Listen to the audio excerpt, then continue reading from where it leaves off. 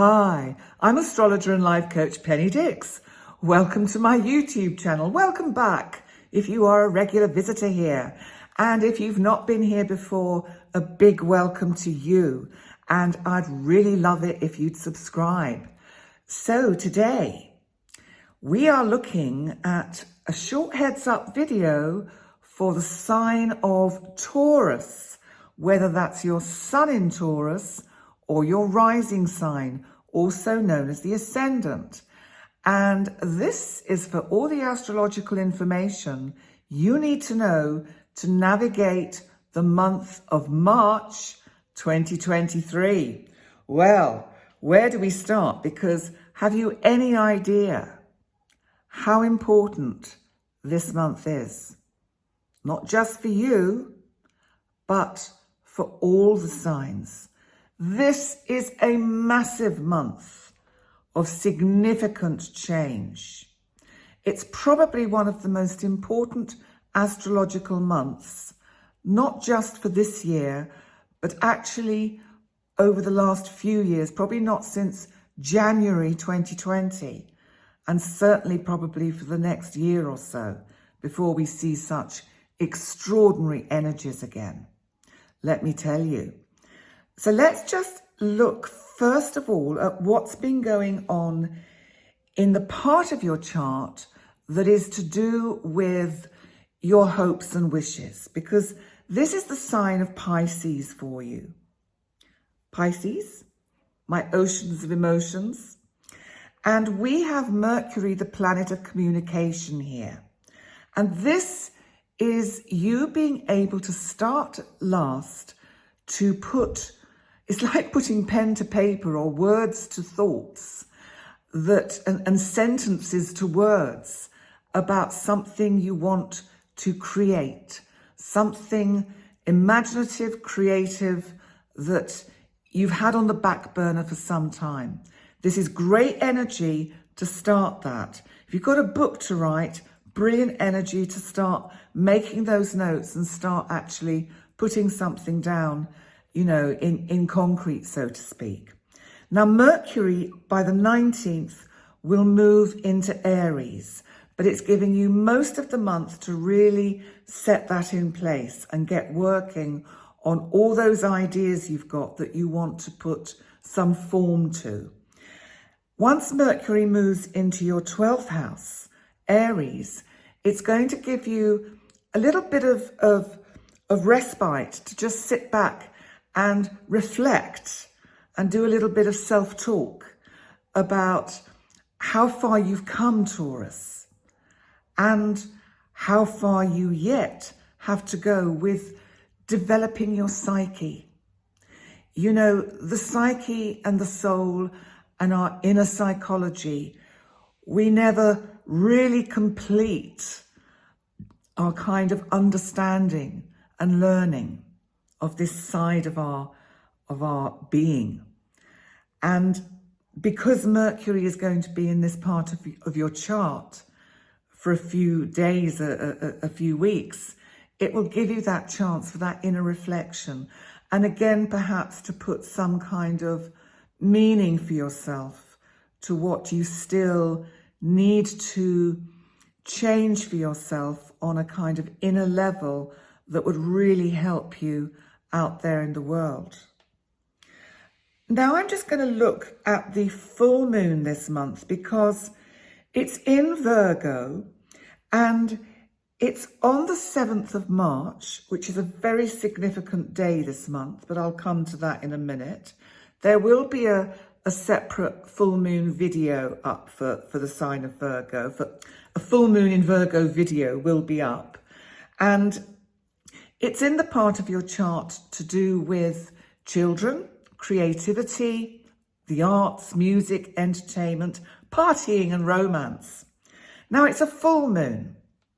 So this may be something to do with also something creative that you're working on. You see how it links in with that 11th house, which is Pisces, where you've got that Mercury energy helping you to see how you can put pen to paper, as I said, and that can be a metaphor for lots of things. This full moon brings something to a full stop. Now, what that means exactly, we will have to wait and see. And it feels as if you have to, with this energy, if you are going to achieve the goals that you have in terms of any creative projects, you've really got to set yourself a workable routine, a workable system where you allocate an amount of time, maybe each day, to the particular project or projects that you're working on. So there's something here about the attention to the details that need to be aired.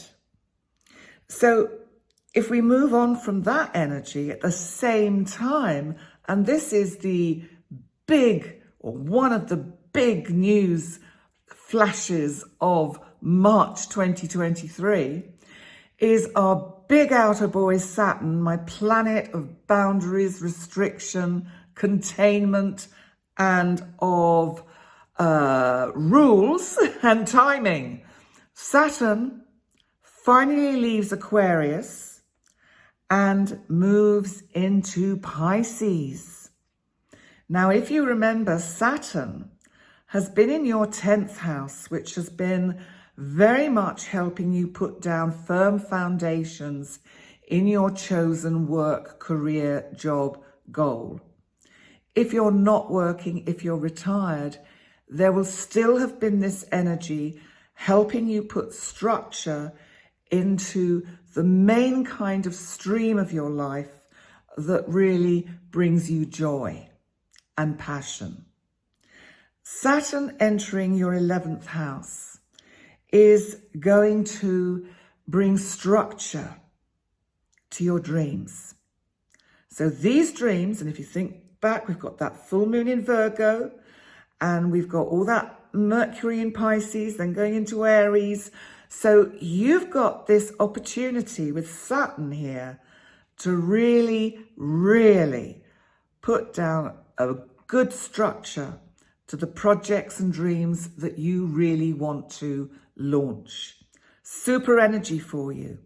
It's going to help you tie down somehow, understand better how your thoughts can get carried away and how your imagination can sometimes be uncontained. So this is really going to be very helpful for you. So then, soon after that, on the 20th of March, we of course have the spring equinox, when the sun slips out of Pisces, where it's also been, of course, in your 11th house, and it moves into your 12th house, Aries. I am yet again doing a separate video for the spring equinox, and that'll be out soon, or at some point soon anyway. And this is the astrological new year, of course.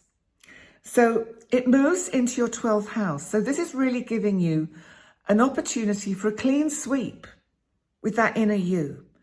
Look at what ways of thinking or what ways of worrying really don't serve you and that you could discard. Look at how you could actually allow your psyche a little bit more flexibility. That would be super good use of this energy. You know, you're a fixed sign, so it's tough for you sometimes. The new moon, the next day on the 21st, is also in your 12th house, Aries. So you really are being given a new kind of opportunity to understand yourself in a much better way, to actually be kinder to yourself. I do feel that's something about this energy, kinder to yourself and a little bit more assertive and proactive with things that you procrastinate about.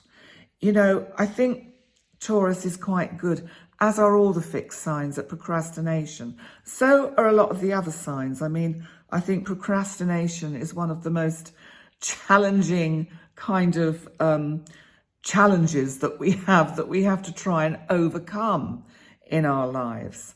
And I think in part that's been because we've had such a sort of, in a sense, easy ride with Western technology and the way the Western civilization has developed, and also the Eastern as well. But I'm not sure if culturally they are or get caught in procrastination as much as a lot of the West can. So this is an opportunity to just shift that energy a bit and look at perhaps where you self-sabotage, because that's usually at the root of procrastination. So have a think about that, Taurus. So on March the 21st, also, Venus, your ruling planet, is in your sign, and it's going to be conjunct the North Node that you've still got in Taurus. This is about the collective destiny, but actually more specifically, your destiny. And this is your identity. With Venus here conjunct the North Node, you are just going to be feeling so much brighter about you. You are going to look better physically, less stressed, less tired.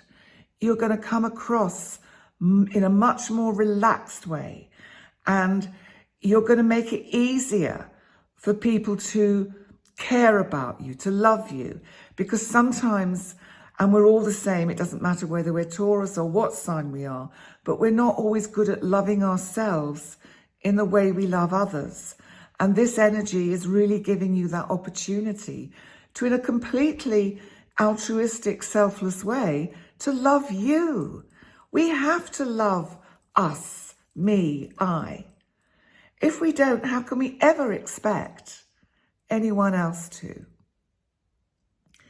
So by the 30th, Venus is conjunct Uranus, who, of course, you have been hosting in your chart for some time. And this, of course, is the planet of the unexpected. This is a kind of makeover kind of energy. You might suddenly cut your hair, dye it, change the way you look, change the way you dress, buy a new outfit, go, for sort of beloved second-hand clothes and start up some kind of business in that. There's all sorts of things that can come unexpectedly about this kind of energy. And I do feel that this Venus going through your sign is really going to settle what has perhaps been a little bit of a turbulent time for you on an inner emotional level, where you've struggled a bit with your emotions. Venus is soothing things. She's home. She's at home with you, and you're going to feel more at home in you, which is what we all need to be able to do.